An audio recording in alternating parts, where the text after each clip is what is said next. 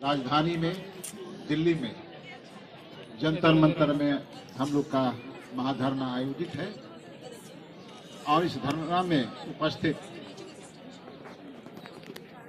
सरना धर्म गुरु जो आज की सभा का अध्यक्षता कर रहे हैं, धर्म गुरु श्री बंदन तिग्गा जी, दिल्ली सरना समाज के अध्यक्ष जो अध्यक्षता कर रहे हैं श्री अनिल कुमार भगत जी, और डायस पर उपस्थित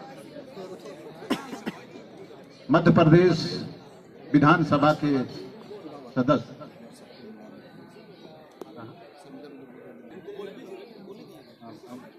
सभा कर रहे विधानसभा के सदस्य, देश के जुझारू नेता और आदिवासियों के हितैषी मैं बहुत पूर्व से जानता हूं, श्रीमान हीरालाल आलवा जी, मंच पर उपस्थित विद्यासागर क्रिकेटा जी और गण्यमान्य अतिथिगण, प्रतिभागीगण और इस महाधरना में उपस्थित सरना धर्मावलंबी भाइयों और बहनों, आज जिस तरह का शौर्य ऊर्जा सरना धर्मावलंबियों ने दिखाया है, इस देश की राजधानी में जो उलगुलान किया है अपनी अस्तित्व की रक्षा के लिए, अपने अस्मिता की रक्षा के लिए और धार्मिक आजादी के लिए, यह समा बरकरार रहना चाहिए। आज सबसे प्राचीनतम धर्म आदिवासियों का प्रकृति पूजक, आदिवासियों का सबसे बड़ा कैनवास में हमारा सरना धर्म सामने है, जो हमने नहीं बनाया है, इसका नामकरण हमने नहीं किया है और आज की पीढ़ी ने नहीं किया। यह पुरखा दर पुरखी सेंचुरी एगो से जब से मानव जाति का प्रादुर्भाव हुआ है, हमारे पुरखों ने इसको सजाया है, संवारा है और एक अलौकिक दुनिया हमारा बनाया है, एक वर्ल्ड व्यू बनाया है।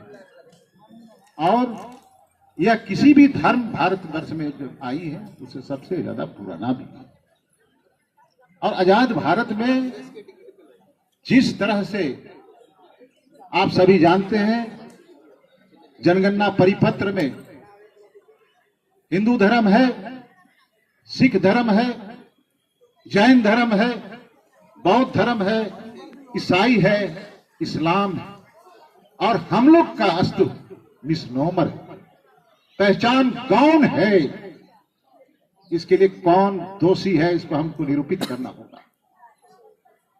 इस परिस्थिति के लिए भारत के आदिवासियों के लिए, जिनकी संख्या भारत की आबादी का 8.2% है, लगभग 17 करोड़ है, उनके साथ इस तरह का मजाक, क्रूर मजाक आजाद भारत में किसने किया है, इसको पहचान करने की आवश्यकता है। मेरे समझ से हमारे यहाँ जो सांस्कृतिक व्यवस्था है, जो भारत के संस्कृति के अदन स्वरूप में हम जानते हैं, जैसे हिंदू धर्म है, इस्लाम धर्म है, ईसाई धर्म है, इन लोगों का अतिक्रमण हमारे धार्मिक अवस्था पे हुआ है और अनवरत आज भी चालू है। भारत सरकार ने हम लोग को चौराहे पे खड़ा कर दिया है और सॉफ्ट टारगेट के रूप में धर्मांतरण के लिए हम लोग को मजबूर किया गया है। भारत में धर्मांतरण का मतलब हुआ कि आदिवासियों का अस्तित्व को समाप्त करो, उनकी सामाजिक परिस्थिति, सांस्कृतिक परिस्थिति और धार्मिक अवस्था को समाप्त करो और उसके बाद दूसरा मॉडल उसके सामने रख दो कि वह अपना सारा संतति भूल जाए, पुरखों का दिया हुआ पारंपरिक धर्म को भूल जाए, अपने सारे अस्तित्व को, रूट को भूल जाए, अपना प्रकृति को भूल जाए और प्रकृति के आगोश में जो उनके जीवन शैली का प्रादुर्भाव हुआ है, पुरखा लोगों ने दिया है उपादान के रूप में, वो नष्ट हो जाए। इस तरह का साजिश समस्त भारत में उन संस्कृति ने किया है जो आज कहता है कि हम सबसे बड़ी संस्कृति है, वैसा संस्कृति बड़ा नहीं हो सकता है जो दूसरे संस्कृति को सम्मान नहीं करता है। आज भारत के आदिवासियों की संस्कृति क्या है? प्रकृति के आगोश में जो पारिस्थितिक सिद्धांत पर आधारित जीवन शैली है, जो अनूठा है, जो दुनिया से हम लोग को अलग करता है, अस्तित्व को अलग करता है, वो संस्कृति के साथ कुठाराघात किया जा रहा है। एक छोटी सी मांग कि हमको आजाद भारत में अलग धर्म के रूप में कोड दिया जाए, सबने आपको दिया है। जैन धर्म को दिया है जिसका मात्र 44 लाख है, उसको आपने स्वीकृति दे दी, क्यों? और हमको क्यों नहीं भाई? जबकि 2011 की जनगणना में 49.57 यानी 50 लाख से अधिक की जनसंख्या है, उनको क्यों चौराहे पे आपने खड़ा कर दिया? धर्मांतरण के लिए सॉफ्ट टारगेट के रूप में हमने व्यवहित किया है। आज वो शरणाइजेशन हुआ हमारे बीच में। पश्चिमी सभ्यता और धर्म के संस्कृति ने हमको छित मछित कर दिया है पूरे राज्य देश में। आज हम संभल गए हैं और सांस्कृतिक पुनर्जागरण की स्थिति में है। आज यूथ जितना हमारे बीच संस्था में खड़े हैं, इस महाधरना में खड़े सैकड़ों संस्था से जुड़े हुए लोग हैं, उनके बीच धार्मिक क्रांति हुआ, सांस्कृतिक क्रांति हुआ, सामाजिक क्रांति हुआ और सांस्कृतिक पुनर्जागरण का एक अनूठा स्वरूप, अदम स्वरूप देखने को मिला है। तो दूसरे लोग घबरा रहे हैं। आज सरना सनातन की बात करता है लोग, और सरना धर्म को जोड़ के कहता है।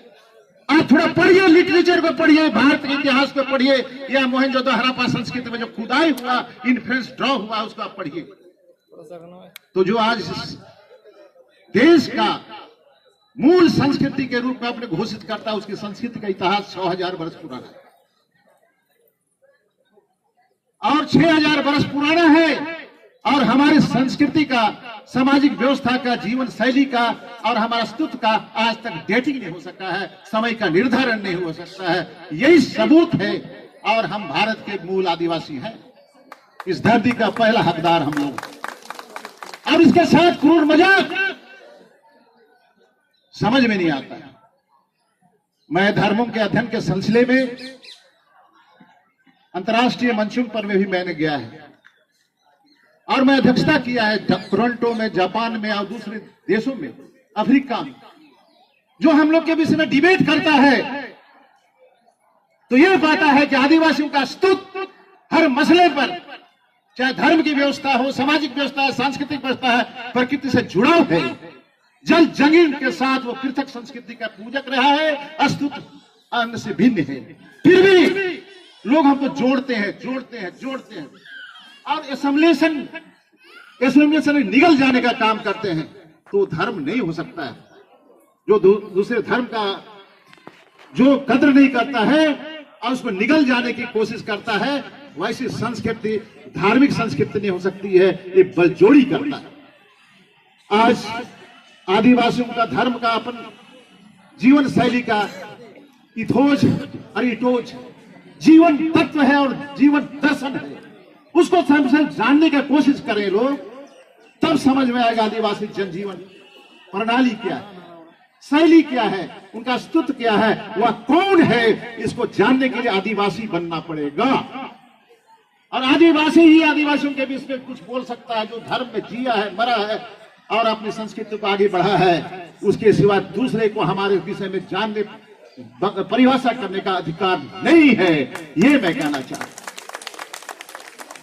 आज सबसे बड़ी संस्कृति में मानता हूं और उसका आदर भी करता हूं। ये आर्य संस्कृति के जितने भी व्यवस्थाएं हैं, मान्यताएं हैं, परंपराएं हैं, उनका डायरेक्टिव प्रिंसिपल है, वो हमसे कभी भी मेल नहीं खाता है, कभी मेल नहीं खाता है। वो फिर अलग, फिर भी जबरदस्ती आप मेरे अंग हो, मेरा प्रत्यंग हो, ये कह के आप हम लोग को परिभाषित करते हैं, सरासर गलत है। इसको हम लोग स्वीकार कभी नहीं करना चाहिए। हमें दुख है कि सारे चीजों को जो आज आप लोग समझ रहे हैं, समाज के हर लोग समझ रहे हैं, लेकिन हमारे राजनेता जो जनप्रतिनिधि होते हैं, जो कानून बनाते हैं, जो सही जगह रखते हैं बात को, पार्लियामेंट में रखते हैं, असेंबली में रखते हैं, राज्य सरकार के सामने, वो गूंगा है, बहरा है और कान को बंद कर दिया है। हम उनको आगाह करते हैं कि आज अगर इस मसले को समाधान में आप अग्रगण्य की भूमिका नहीं रखेंगे तो हमारे लोगों ने नारा दिया है कि सरना कोड नहीं तो वोट नहीं, हम उसको आगे अपना राजनीतिक एक्सप्रेशन भी लाएंगे, हम अपना राजनीतिक एक्सप्रेशन भी लाएंगे और हमारा मुहिम हम खुद चुनेंगे, देखा जाएगा आगे क्या होता है। ये समय आज हमारे नौजवान मित्रों ने, नौजवान पीढ़ी ने तय कर लिया है। ये सबसे बड़ी उपलब्धि सरना समाज को, आदिवासी समाज के लिए। जब नौजवान खड़े हो जाते हैं तो संस्कृति करवट लेती है और व्यवस्था परिवर्तन होता है। इस परिवर्तन के साथ हम लोग जुड़े और भारत सरकार को हम लोग कहना चाहते हैं, चाहे कोई हो, कई तरह की बात हो रही है भारत सरकार में कि आदिवासियों के साथ वो लोग हमारी संस्कृति को माने। और आज का जो मुहिम है भारत सरकार का, वो कई तरह की बात, सिविल कोड की बात अभी चर्चा हो रही थी। कई प्रश्न पत्रकारों ने पूछा धर्मगुरु जी से हमसे, अरे सिविल कोड कैसे, आप बनाओ तो सही। सिविल कोड के मायने होते हैं संविधान के दायरे में, और जहां पर सांस्कृतिक विभिन्नताएं हैं पूरे देश में, कितने मुसलमान भाई लोग हैं, कितने हिंदू भाई लोग हैं, कितने ईसाई भाई लोग, कितने आदिवासियों का है, कई तरह की विभिन्नताएं हैं। और यूनिटी, डाइवर्सिटी में यूनिटी को कबूल नहीं किया जाता है, वरना इसको सिविल कोड को थोपना चाहता है। ये जरूरी है, लेकिन सिविल कोड के बनाने के पहले भारतवर्ष के सभी संस्कृतियों के विषय में जानकारी भी होनी चाहिए। सांस्कृतिक व्यवस्था क्या है, सामाजिक संरचना क्या है, समाज आचार संहिता क्या है, इसको बिना समझे किसी तरह का सिविल कोड को हम समझते हैं किसी भी जाति और किसी भी धर्म, किसी संप्रदाय या किसी समुदाय के विषय में आक्षेप पहुंचाना होगा। मैं स्वागत करता हूं इस बात को। हमारे अलवा जी, हमारे और तमाम वक्ताओं ने कहा है कि हम आज खड़े हैं, कदम बढ़ा चुके हैं, कदम रुकना नहीं चाहिए, सारे देश में क्रांति होना चाहिए। हम किसी के मोहताज नहीं हैं। आज जितनी संपत्ति आदिवासियों के बीच है, लैंड प्रॉपर्टी, राजा लोग हैं, आज राजा लोग हैं, और हमारे धर्मों को लोग गुलाम बनाए, हमारी संस्कृति को गुलाम बनाए, हमारी जो जीवन शैली है उसको गलत परिभाषा करता है। इस किसी को हक नहीं। मैं आज कल के जो हम लोग के प्रतिनिधि सभा और आज बैठक हो रही है, धरना हो रही है, इसके माध्यम से भारत सरकार को, हमारे राष्ट्रपति माननीय श्री द्रौपदी मुर्मू, मैं उनसे आशा करता हूं, चूंकि जब झारखंड की राज्यपाल थी तो उन्होंने एक वक्तव्य दिया था और सही था। उन्होंने कहा भारत के आदिवासी, इस राज्य के आदिवासी प्रकृति पूजक है, मूर्ति पूजक नहीं है। ये उनका स्टेटमेंट। हम उम्मीद करते हैं कि अपनी बात को जरूर स्वीकार करेंगे, चूंकि ये सुलझी हुई व्यक्ति है और ऐसा व्यक्तित्व है तभी तो राष्ट्रपति बना। तो इसलिए मैं भारत के राष्ट्रपति के उस वक्तव्य को याद दिलाना चाहता हूं जो उन्होंने खुद बोला था, और ये बहुत बड़ा विवाद का विषय हो गया था। और वो फैनेटिक ग्रुप जो आज की राज सत्ता को संचालन करता है, और माना जा रहा है कि भारत के माने ये सारे सरकार नागपुर से संचालित हुई है, उसको चोट भी लगाता है, उनके वक्तव्य से चोट भी लगाता है। कई तरह के वहां की तत्कालीन सरकार ने भी इसको कंट्रोवर्सी में लाया। आयोग आदिवासियों के विषय में आदिवासी ही समझ सकता है। जंगल, जमीन, जल और उसकी जो अलौकिक शक्तियां हैं और जो पारिस्थितिक सिद्धांत पर जीवन शैली है, पॉलिटिकल सेटिंग है, उसको केवल आदिवासी ही समझ सकता है, दूसरा नहीं समझ सकता। इसलिए गलत परिभाषा है। आज बेहद खुशी की बात है, समय बहुत हो गया, लेकिन हम लोग ने कल चर्चा की कि देश के विभिन्न भागों में हमारा सामाजिक और सांस्कृतिक साथ धार्मिक क्रांति होगा, और भारत के सारी व्यवस्था को हम लोग देखेंगे और ये बताना चाहेंगे भारतीय संस्कृति के अद्भुत स्वरूप, अनूठा स्वरूप आदिवासी संस्कृति से कितना मजाक किया गया है भारत सरकार और राज्य सरकार ने। आज भारतीय संविधान में 5वीं अनुसूची है, 6ठी अनुसूची है, पेशा कानून है, जंगल कानून है, फॉरेस्ट लॉ है। आज पूरे देश में किसी भी राज्य ने अब तक उसका अक्षरशः पालन नहीं किया। ये भी बहुत बड़ा कानून मजाक था। इधर भी हम लोग को ध्यान देने की जरूरत है। अलवाजी ने आंदोलन छेड़ा था मध्य प्रदेश और छत्तीसगढ़ में, 5वीं अनुसूची को लेकर छेड़ा था। यूथ में एक अजब क्रांति आई थी और वहां बदलाव आया। हम चाहते हैं कि झारखंड में और अन्य प्रदेश जहां पर 5वीं और 6ठी अनुसूची है, जिसमें शासन प्रशासन से लेकर के हमको अधिकार दिए गए हैं, हमारी संस्कृति और सामाजिक परिस्थिति और सांस्कृतिक परिस्थिति को मद्देनजर देख करके हमारा शासन और सुशासन की व्यवस्था की गई है। वो तमाम चीज के विषय में हम सबों को जागरूक होना होगा और अपने अधिकार के लड़ना होगा। आज 5वीं अनुसूची क्या है? स्वशासन का एक प्रतिरूपण है। और 6ठी सूची एकदम ऑटोनॉमी है। ये किसको है? भारत में आदिवासी। और भारत के संविधान में जो हमको दिया गया है उसको केंद्र सरकार और रिस्पेक्टिव राज्य सरकार जहां जहां आदिवासी बहुल क्षेत्र है, 5वीं अनुसूची 6ठी अनुसूची है, आज तक वो दोषी है, वो हमेशा अन्याय किया है, कहीं भी लागू नहीं किया। आज और ये सारा चीज लागू होगा तो आदिवासियों की अलग दुनिया होगी। आदिवासियों का जो संस्कृति है, विशिष्टताएं हैं, अनूठापन है और जीवन शैली है, दुनिया को एक नेतृत्व दे सकता है। इतना क्षमता आदिवासी समाज में है और कहीं नहीं देखने को मिला। तो ऐसी दशा में आज अपने आप को धार्मिक समूह मानते हैं। अरे भाई, मछली थोड़े हैं जो निगल जाओगे, छटपटाएंगे। भारतीय संस्कृति के मूल स्वरूप को हम लोग आगे लाएंगे और आजाद भारत में है हम अपने हक के लिए कभी पीछे नहीं हटेंगे। इस संकल्प के साथ हमको आगे बढ़ना है। मित्रों, आज मैं थोड़ा बूढ़ा हूं, ज्यादा गुस्सा हो जाता हूं, क्षमा करिए।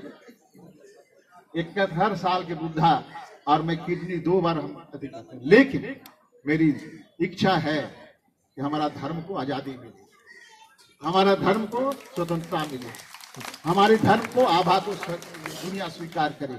इन्हीं शब्दों के साथ जय धर्म, जय सरना, जय आदिवासी। भारत के आदिवासी एक हो, एक हो, एक हो। भारत के आदिवासी एक हो, एक हो, एक हो। सरना धर्म जिंदाबाद, जिंदाबाद, जिंदाबाद। सरना धर्म जिंदाबाद, जिंदाबाद, जिंदाबाद। सरना कोड लेके रहेंगे, सरना कोड लेके रहेंगे। यही हमारी धार्मिक आजादी है। जय धर्म, जय सर।